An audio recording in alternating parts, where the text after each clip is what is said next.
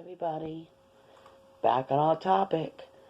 So basically, like I was saying, the foster care system, um, then I had got moved several times along the way. To not so good homes. Some of them were okay. But they weren't about buying brand new cars. We didn't even get like bikes like to ride as kids. So I mean, that just wasn't the case at all. And I kind of want to talk about like what the process was when they took me from my mom and each home. So basically, they picked us up. Well, they picked me up. I'll use me. They picked me up and from the foster home, and then they would bring you down to the office, Child Protective Service office. Now, while the social worker's in the back making phone calls or doing whatever, they have you waiting in the waiting room.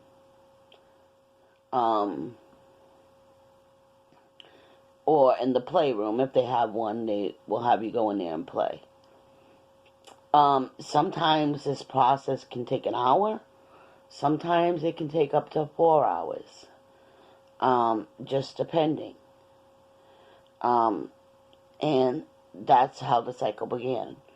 I remember one episode with a social worker, like I said the last time, he hit me and I ended up falling out of his vehicle, getting really hurt and rushed to the hospital. And I really didn't say much of anything because I was scared. And as a child, I was already told, look, you don't have decisions, you have no choice in these matters, and this is this, and this is how it's going to go.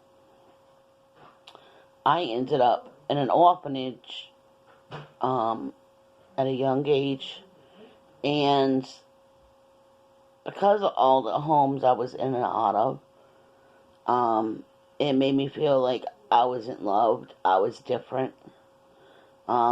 When I was forced to do certain things, it made me feel worse. It gave me low self-esteem.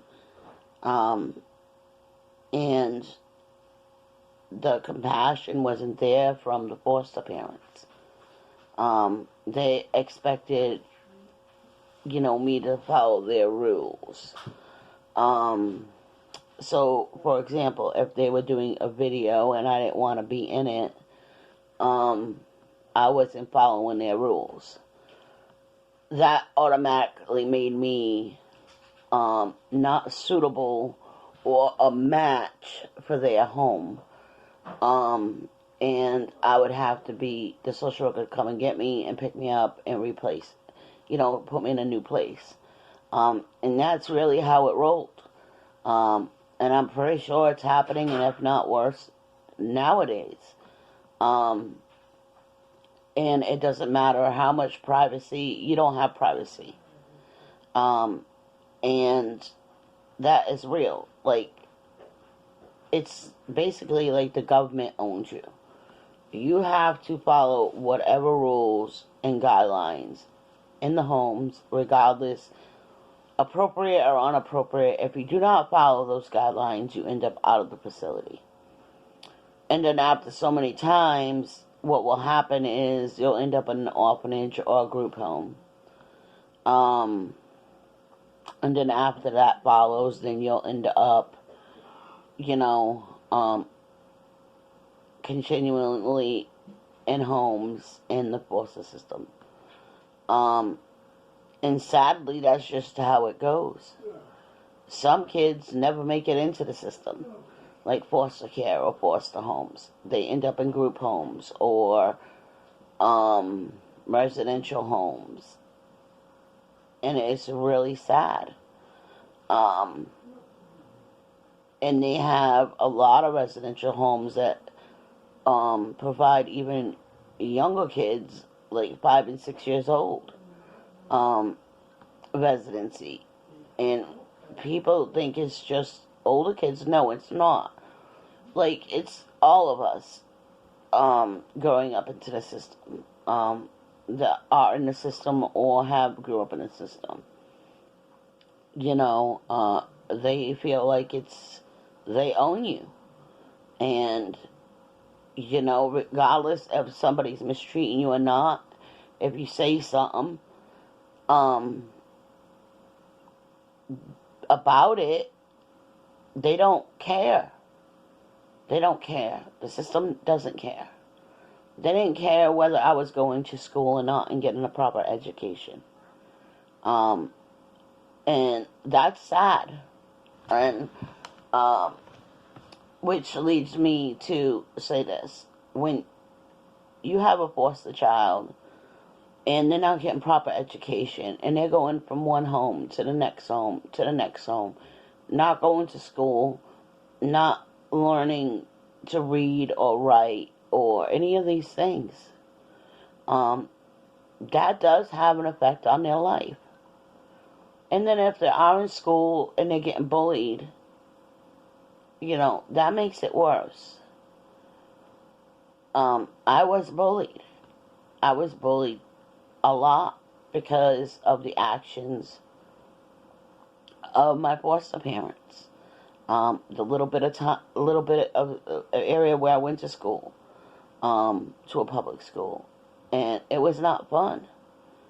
I had to fight back.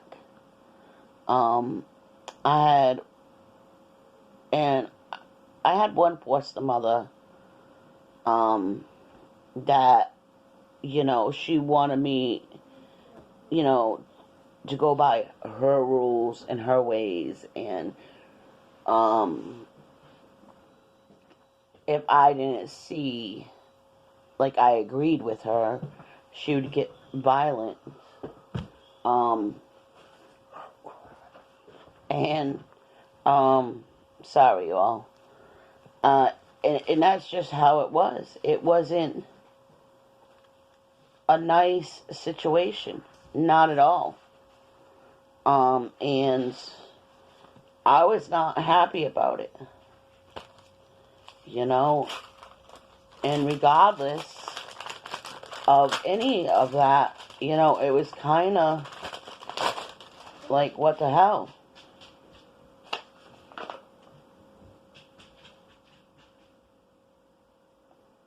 So,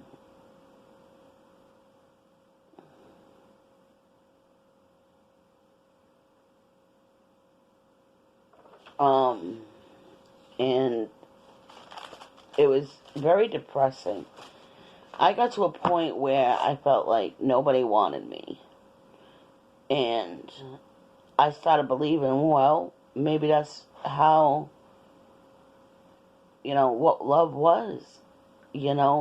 Being, it was normal. And so when I started dating men that were abusive, or teens that were abusive, because I thought it was okay because the foster homes they were sticking me in, or the families, were abusive, and whether it be mentally or physically, and that's what I grew up believing. I didn't know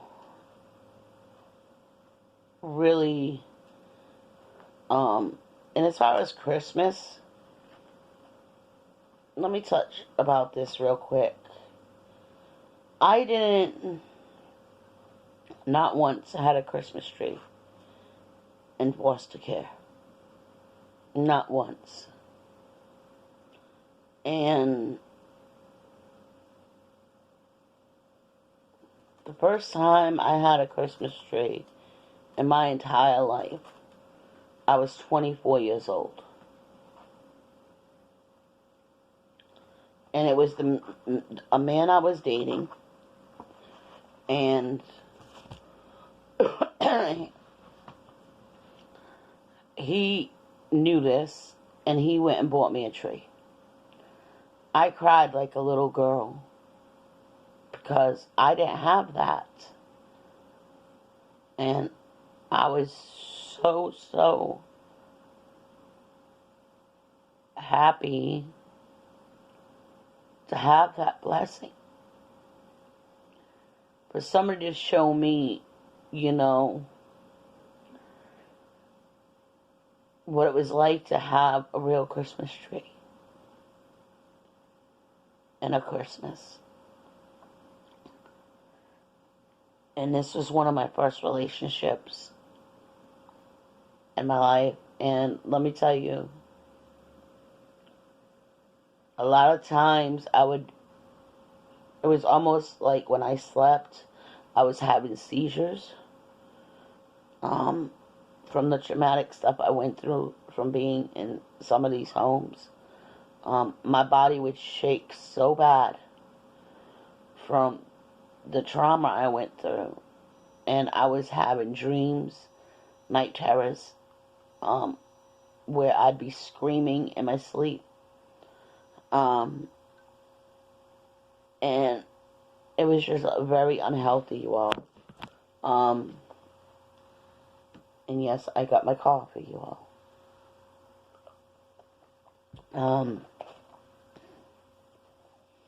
I just, you know, I didn't know what love really was until I was shown. I always believed it was about, you know,